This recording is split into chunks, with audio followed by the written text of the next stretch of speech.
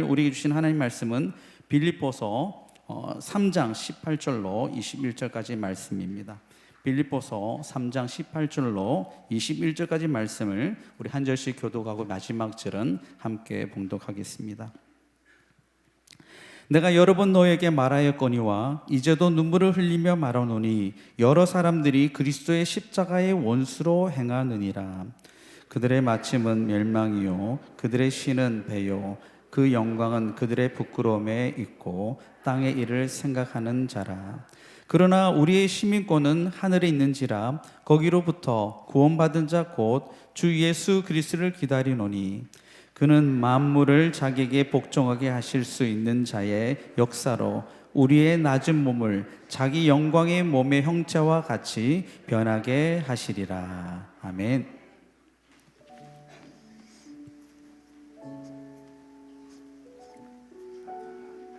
할렐루야. 오늘 주일 예배 오신 성도님들 축복합니다. 이제 주님의 오심을 기다리는 대강절 첫 번째 주일을 맞이했습니다. 주님의 오심을 통하여서 구원받은 우리가 다시 오실 주님을 기다리는 복된 절기가 되시기를 간절히 주의 이름으로 축원합니다. 서로를 향하여서 한번 축복 인사 나누실 때 반갑습니다. 축복합니다. 한번 성도의 교제 앞뒤 좌우에 계신 분들 악수하시면서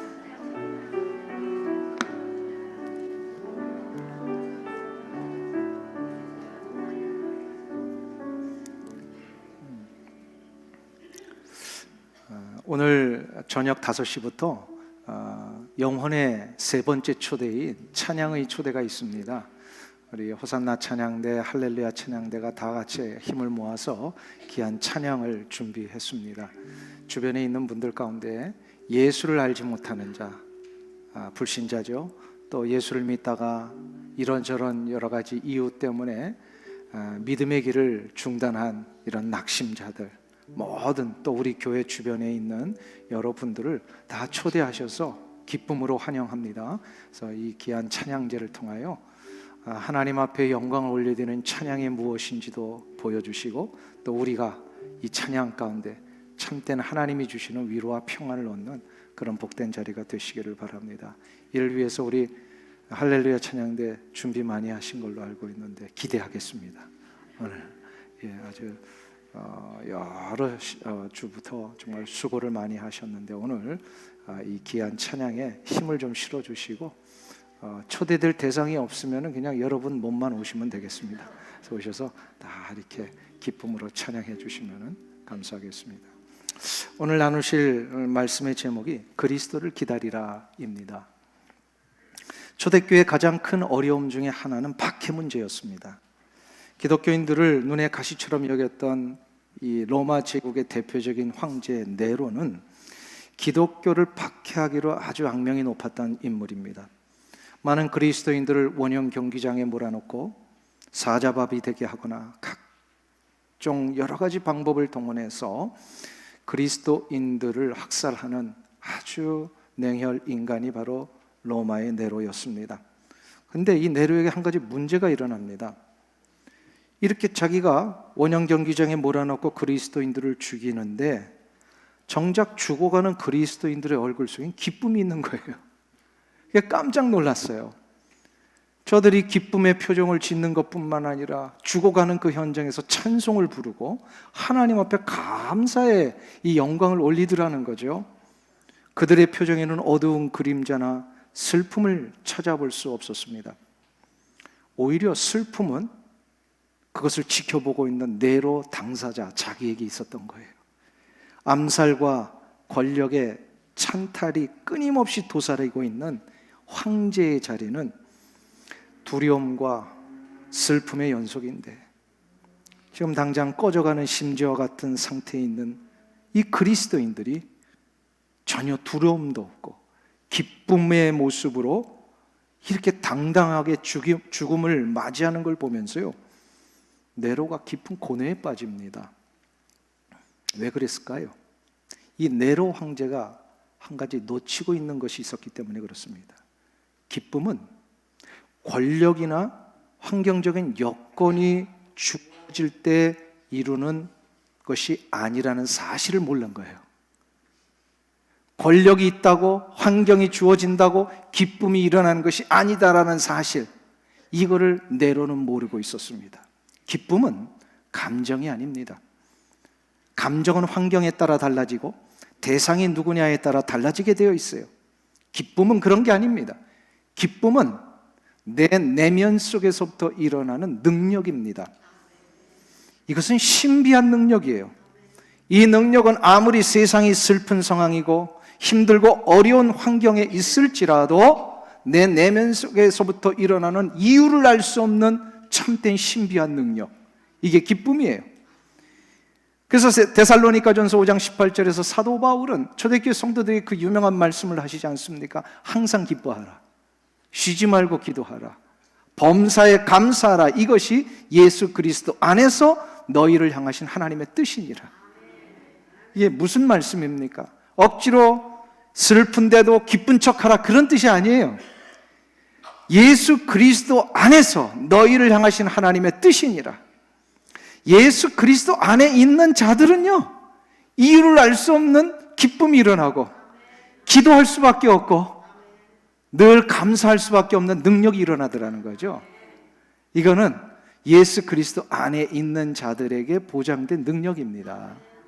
사도 바울이 빌립보 교회 성도들에게 이거를 말씀하면서 예수 그리스도 안에 있는 성도들이 이 기쁨과 감격의 삶을 살기 위해서 해야 할 두 가지 결단이 있다. 오늘 본문에 의하면 첫 번째로 세상의 풍조를 따르지 말라라고 말씀을 합니다. 18절 말씀을 우리 다 같이 한 목소리로 봉독하겠습니다. 내가 여러 번 너에게 말하였거니와 이제도 눈물을 흘리며 말하노니 여러 사람들이 그리스도의 십자가의 원수로 행하느니라. 아멘. 빌립보 교회 성도들이 신앙생활을 하는 그 현장 속에 주변에는요, 십자가의 원수로 행하는 자들이 너무나도 많이 있더라는 겁니다. 그게 무슨 얘기냐면 십자가의 원수로 행하는 자들이라고 하는 것은 그 시대의 잘못된 풍조를 막 이끌어 나가는 많은 인물들이 있었다라는 거죠. 그러니까 다시 말해서 그 시대의 풍조에 따라가지 말라는 거예요. 당시에는 주님의 가르침과 삶의 방식대로 살기는 너무나도 어려운 시대였습니다.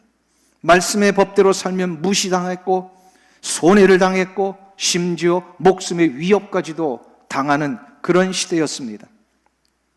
빌립보가 어떤 도시입니까? 로마의 변방 도시로 로마처럼 살아가기를 원하는 많은 사람들이 가득했어요.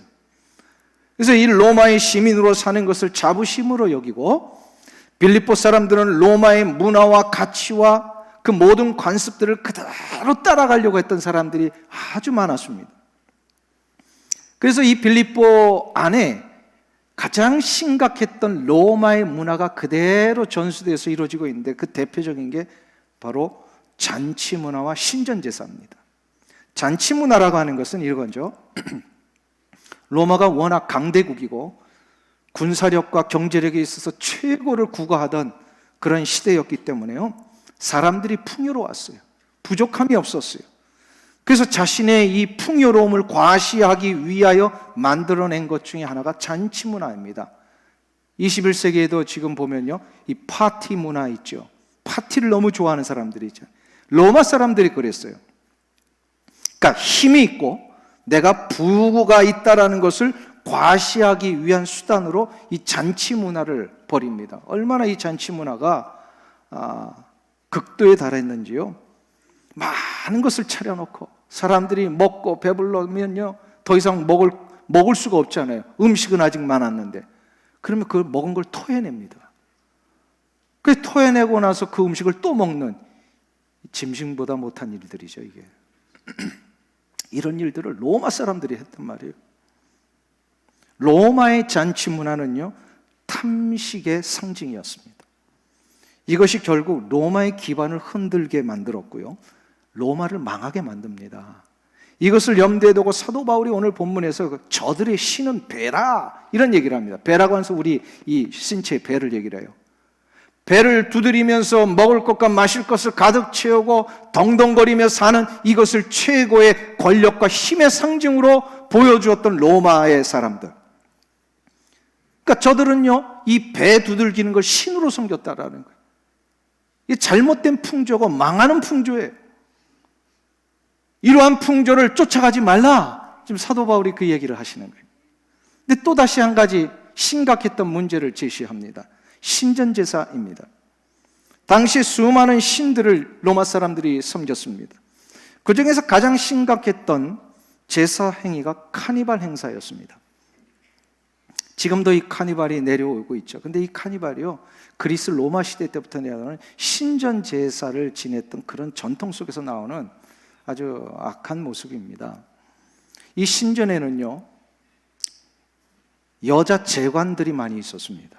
이들이 하는 역할은 매춘 행위였어요. 날마다 짙은 화장을 하고 몸을 팔아서 신전을 드나드는 일을 했습니다.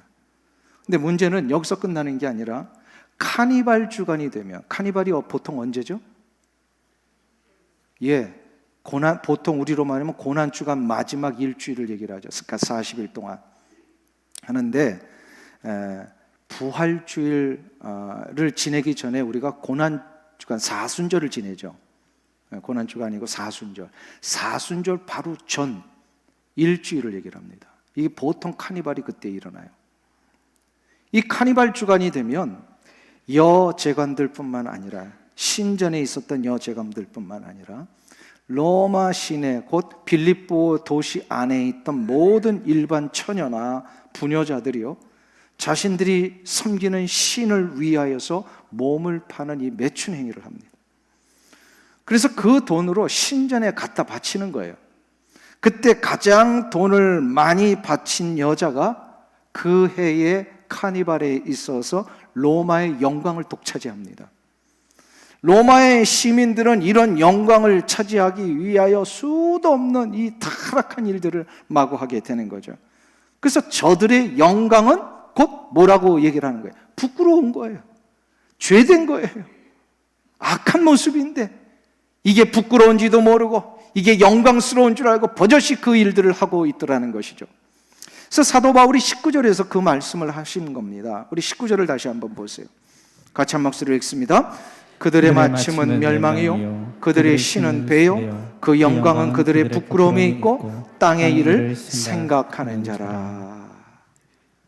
그 시대가 다 이런 타락하고 엄청난 죄악 가운데 막 이 흐름을 이끌고 가고 있었던 이 시대, 그래서 이거를 따라가지 않으면 바보 취급받고 다 소외당했던 그런 시대에 사도 바울은 이런 시대를 십자가의 원수로 행하는 자들이다. 십자가의 원수로 행하는 자들. 그러니까 그리스도인들은요, 이러한 풍조를 따라가지 말라는 거예요. 자, 그러면 여기서 우리가 한번 잘 생각해 보기를 원합니다.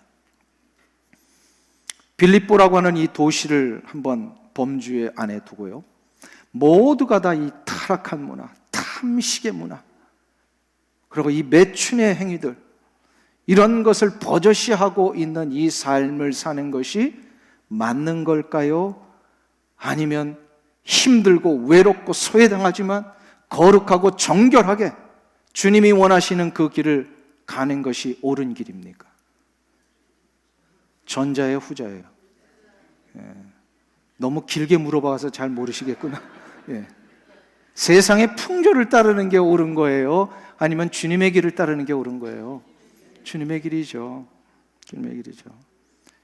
지금 우리가 이것을 이렇게 쉽게 대답은 했지만 이것을 21세기에 우리의 삶의 현장으로 가져와서 이거를 적용을 하려니까요, 이게 쉬운 게 아닙니다. 매우 어렵고 복잡한 일이에요. 이것을 적용을 한다는 것은. 모두가 다 21세기를 한번 보세요. 특별히 1970년대 이후에 미국의 상황을 한번 보세요. 그동안은 다 성경의 가르침을 일반 공공교육 기관들에서 했어요. 근데 케네디에 의하여서요, 이 모든 것을 다 철폐시키면서 이제 성경의 가르침 같은 것은 공공교육에서 할 수 없다라고 이것을 법으로 정해버리고 이것이 시대에 맞는 풍조라고 이제 다 받아들이게 했던 이 흐름, 이것을 따르는 것이 옳습니까? 아니면 그래도 우리 가정만큼은 성경의 교육을 내가 놓치지 않겠다라고 결심하는 게 맞습니까? 전자예요, 후자예요? 쉽게 앞으로는 1번, 2번으로 질문할게요. 1번이에요, 2번이에요. 1번이 뭔지 2번이 뭔지 또 한번 보세요. 공공교육기관에서 성경 클래스를 철폐한 이후부터, 이건 모두가 다 동의하는, 역사학자들이 얘기하는 겁니다. 급속도로 미국이 타락하잖아요. 그리고 케네디 집안은요 풍지박산납니다. 진짜 뭐가 옳은지를 우리는 다시금 이렇게 되돌아볼 줄 알아야 돼요. 되돌아볼 줄. 2003년도로 기억을 합니다. 대법원 앞에 세워진 십계명 비석이 특정 종교를 노골적으로 지지한다고 해서 그 비석을 없애라고 한 법적인 명령이 떨어집니다. 이 명령 앞에 그것을 받아들일 수 없다라고 항거했던 유명한 대법원장이 한 사람이 있습니다. 주 대법원장입니다. 알라바마의 로이 무어 판사입니다. 아주 보수적인 신앙이네요. 이분에 대해서 지금도 막 이렇게 이 네거티브 공세를 막 펼치는 사람들도 있어요. 지금도 그분의 일 때문에. 이 로이 무어 대법원장이요, 법원 앞에 있는 비석 치우라는 이거 나 거기에 동의할 수 없다. 그래서 항거를 시작을 합니다. 이것 때문에 결국은 그가 대법원장의 법복을 벗어야만 됐습니다. 자, 이 상황에서 대법원장이 법복을 벗어야만 하는 이 상황에도 불구하고 어느 누구가 로이 무어 대법원장이 틀렸다라고 말할 수 있겠습니까? 그는 분명 이 시대의 풍조에 동조하지 않는 신앙인이었습니다. 무엇이 맞습니까? 십계명 비석을 치우는 거 1번, 나는 못 치운다, 내 법복을 벗으면서까지도 이것은 거부한다 2번. 오늘은 무조건 2번입니다. 모두가 사업을 하고 비즈니스, 스몰 비즈니스건 큰 기업을 하건 간에, 특별히 한국 사회에서는요, 뇌물을 받아야 되고 부정한 방법을 취해야 되고 남을 속여야 되고 다른 이들을 누르고 올라서서 가야만 제대로 사업을 할 수 있는 이 분위기 앞에 나는 그래도 그리스도인인데 하나님을 두려워하면서 외롭지만 정직하고 깨끗하게 나는 이 길을 가리라 결정하며 이 길을 가는 것, 어떤 것이 옳은 것입니까? 한국 사회는요, 미국은 그것이 덜합니다만 술과 담배가 아니면 전혀 교제가 되지 않는 그런 사회입니다. 그래서 술자리에서 상대방을 만나서 그런 일들을 벌여야만 거래가 성사되는 이 시대의 풍조 앞에 외롭게 절제와 경건으로 상대방과의 관계를 도모하면서 신뢰를 쌓는 성도의 삶, 이러한 신앙인들이 일어나야 합니다. 우리 교회 어떤 성도님은요, 직장에서 사업에서 술자리, 또 이 세상적인 이런 방법, 거래, 뇌물 이런 거 싫어가지고요 그냥 다 일시 포기하고 미국으로 이민 오신 분도 있어요. 무엇이 옳은 거예요? 그냥 사업을 만들어내기 위해서 수단과 방법을 가리지 않는 이 길을 가는 거 1번. 그런데도 불구하고 조금 손해가 있지만, 힘이 들지만, 외롭지만, 따돌림 당하지만 나는 그래도 하나님 두려워하는 마음으로 거룩하고 깨끗하게 이 길을 가겠습니다. 2번. 그래요. 여러분들 쉽게 대답하셨지만 막상 이 문제를 삶의 현장에서 맞이하시면요 쉬운 일 아닙니다. 그러니까 미리미리 우리가 마음의 준비가 있어야 돼요. 특별히 이 미국에서 텍스 문제, 우리의 수입에 대하여 정확하게 계산하고 하나님 앞에 두렵고 떨리는 마음으로 이것을 잘 거룩하고 정결한 삶으로 걸어가는 것, 이게 시대의 풍조를 따르지 않는 성도의 모습입니다. 이 시대의 심각한 사조 중에 하나가 있다면 나르시시즘이 아닐까 싶습니다. 나르시시즘이란 무엇이죠? 모든 것의 중심이 자기 자신에게 있다라고 하는 것을 타협하지 않고 가는 그런 자아의 상태를 얘기를 합니다. 그러니까 이런 나르시시즘에 빠지면 어떤 일이 일어나면 어떤 생각도 어떤 판단도 어떤 행동도요 다 자기 중심으로 하게 돼요. 여기에 이기주의가 스며 있고요, 자기 외에는 다른 것을 용납하지 않겠다라는 완고함이 있고, 자기의 기준과 생각이 최고라고 하는 교만이 숨어 있습니다. 이게 이 시대에 너무나도 급속도로 번지고 있는 사조 중에 하나입니다. 가만 보세요. 내가 옳아야 좋은 거예요. 그리고 내가 원해야만 이게 다 합당한 거예요. 이것이 아주 극단적으로 개인주의로 빠지기도 하고요. 이 나르시시즘이 아주 무서운 사조 중에 하나입니다. 근데 문제는 이 나르시시즘이 예수를 믿는 우리 그리스도의 공동체 안에도 어느새 스며들고 있었더라는 겁니다. 수년 전에 이스라엘에서 선교하시는 선교사님부터 들은 이야기입니다. 예루살렘을 방문하게 되면 예루살렘에서 이렇게 쭉 내려와서 언덕을 내려오면 기드론 시내가 있고요, 기드론 시내를 건너면 그 건너편에 조그마한 한 800m 되는 산이 하나 있습니다. 예수님이 늘 기도하시던 곳, 뭐죠? 이게 감람산입니다. 왜 감람산이죠? 예, 감람나무, 곧 올리브 나무가 많다 그래서 감람산이에요. 근데 이 산에 감람나무가 유독 많이 있는 한 곳에 이스라엘 당국이 바리케이트를 철조망으로 쳤습니다. 그리고 그 철조망 앞에 여러 군데 팻말을 하나 한국말로 썼대요. 팻말이 한국말로 써 있습니다.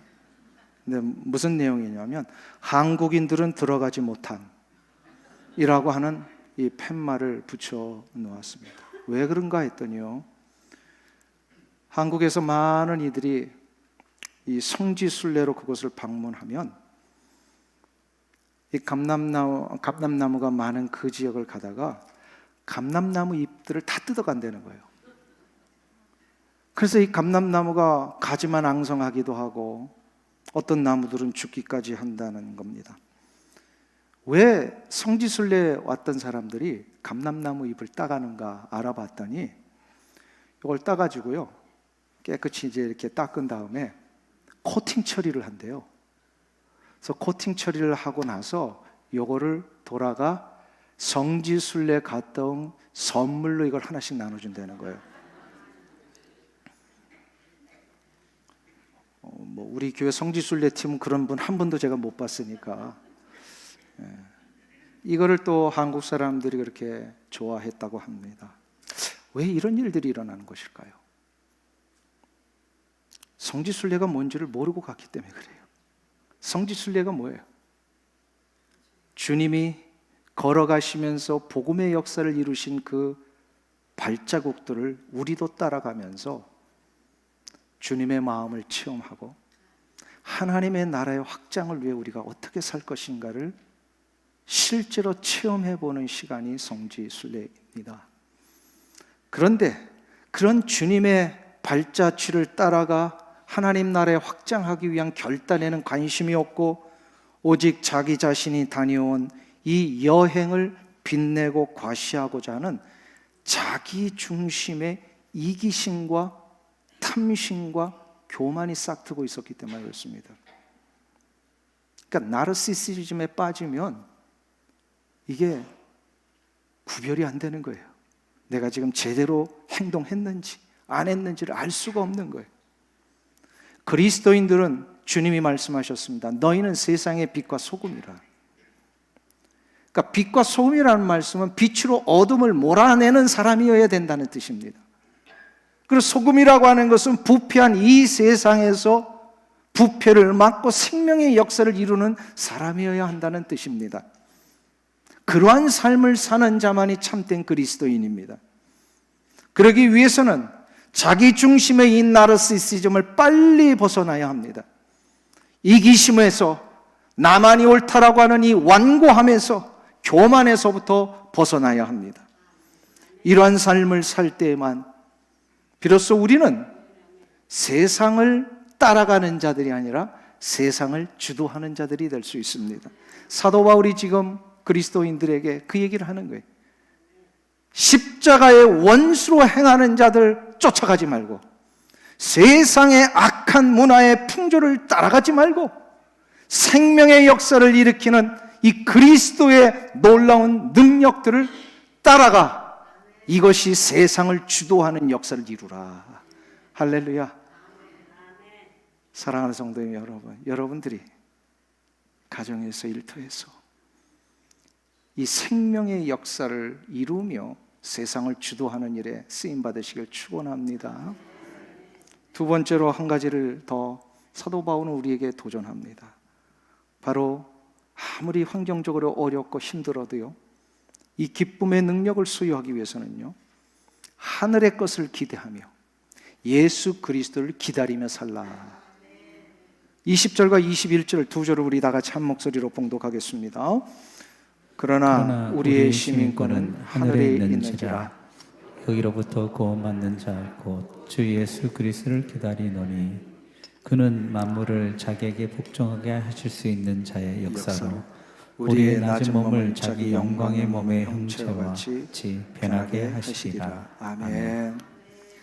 예수 그리스도께서는 장차 우리에게 다시 오십니다. 믿으십니까? 이거를 재림이라고 그러죠.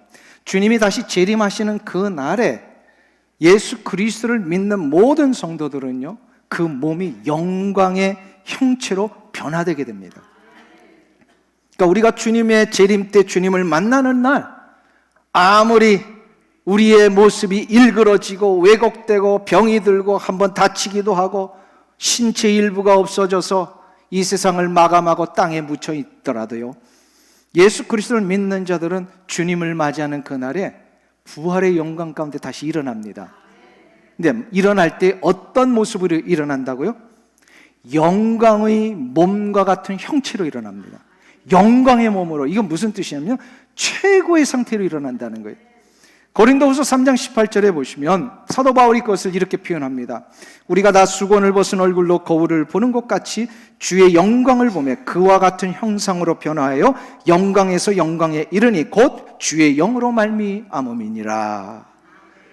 그러니까 수건을 가리고 살았던 우리의 인생이 이제 예수님 만나는 날 이 수건이 다 벗어져 던져지고요, 이제 우리가 주님을 얼굴과 얼굴로 만나게 되는데, 근데 깜짝 놀란다는 거예요. 왜요?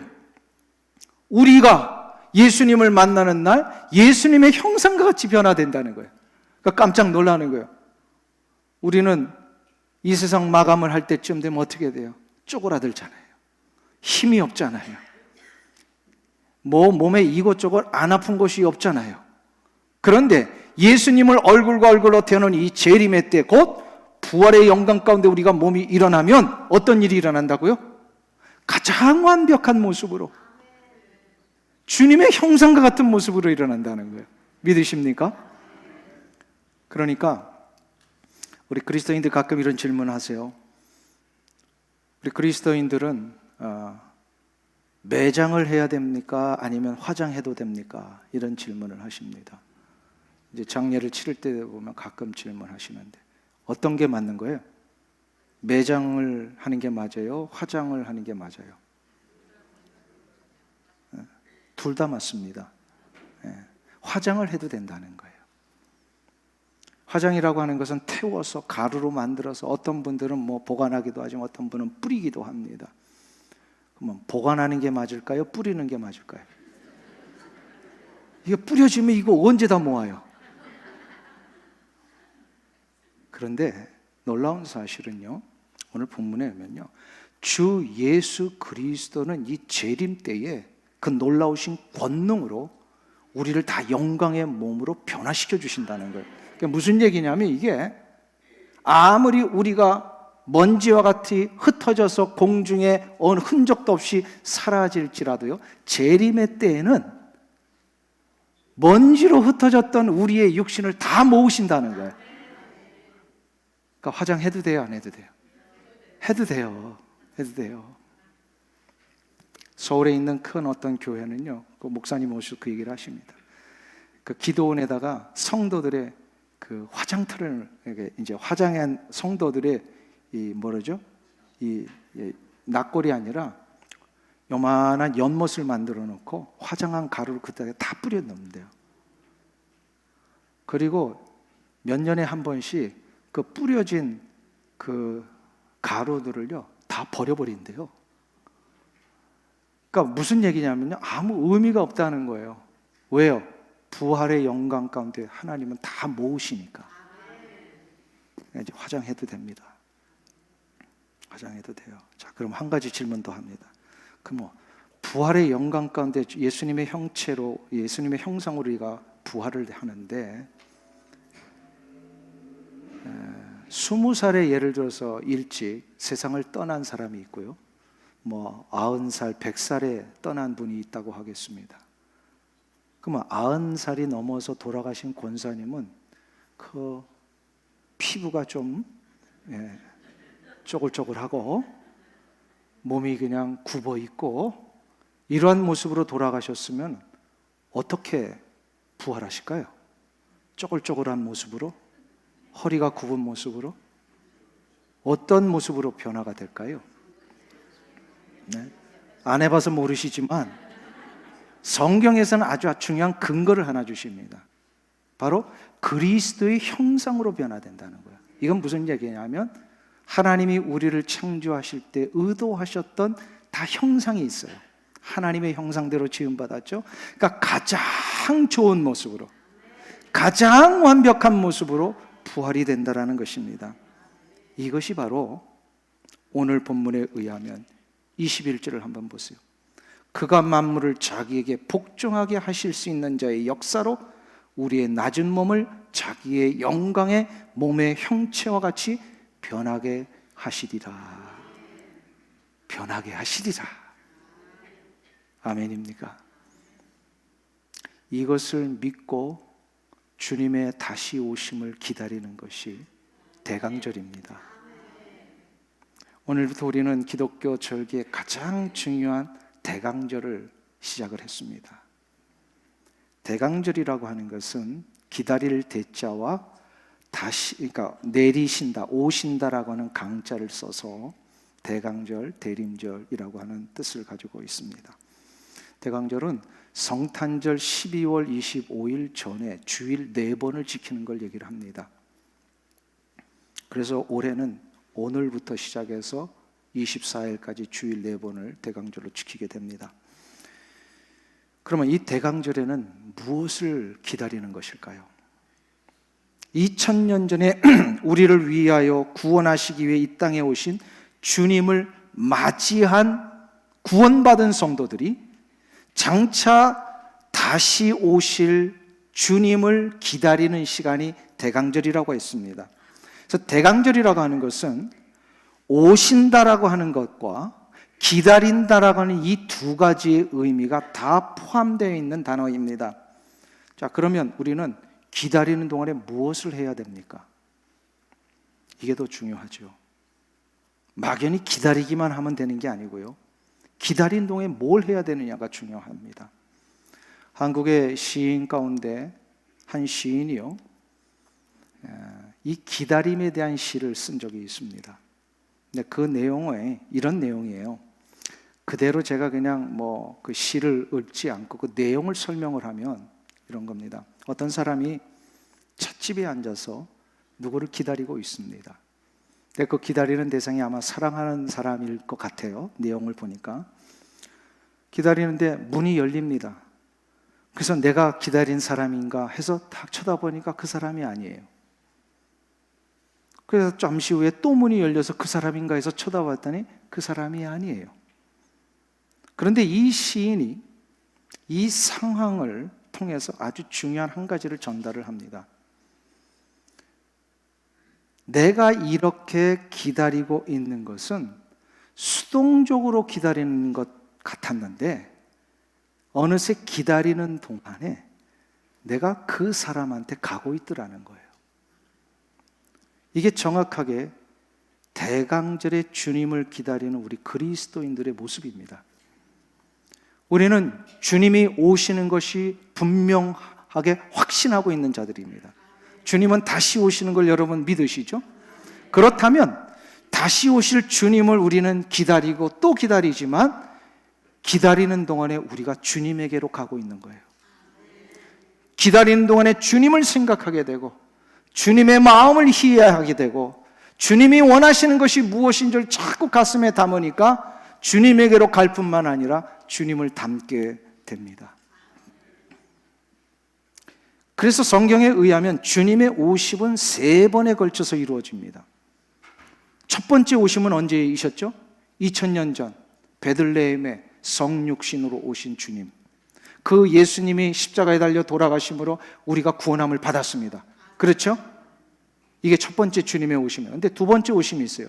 주님은 부활승천하시면서 이 땅에 다시 오시겠다 약속하시는 동안에 중요한 주님의 오심을 체험하는 능력을 우리 가운데 선물로 주셨습니다. 그게 누구예요? 성령님이세요.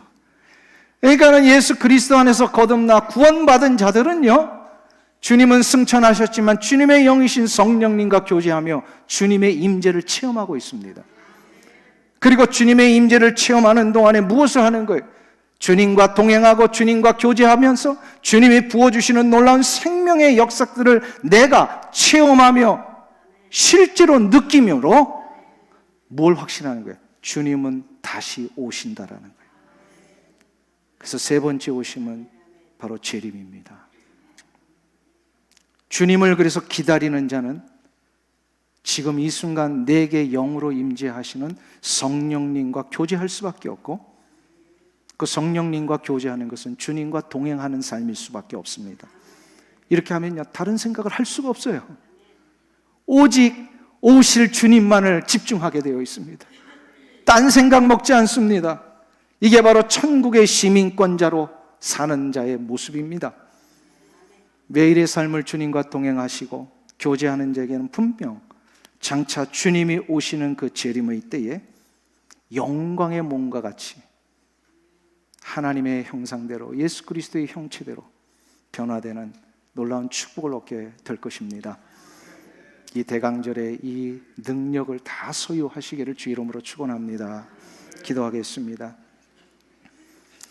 2000년 전에 우리를 위하여 이 땅에 오신 예수 그리스도를 나의 구원자로 받아들이는 자마다 성령님이 임하시어 우리와 동행하며 우리와 교제하게 해주시니 감사를 드립니다.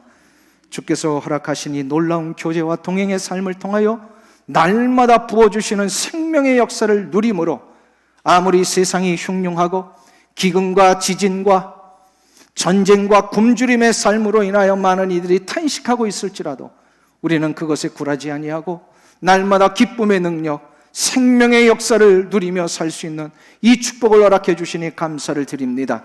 하나님, 이제 우리 주 예수 그리스도와 동행하는 자 날마다 생명의 역사를 붙들어 장차 오실 주님의 재림을 맞이할 수 있는 우리 귀한 성도들 되게 하여 주시옵소서. 예수님의 이름으로 기도하옵나이다. 아멘.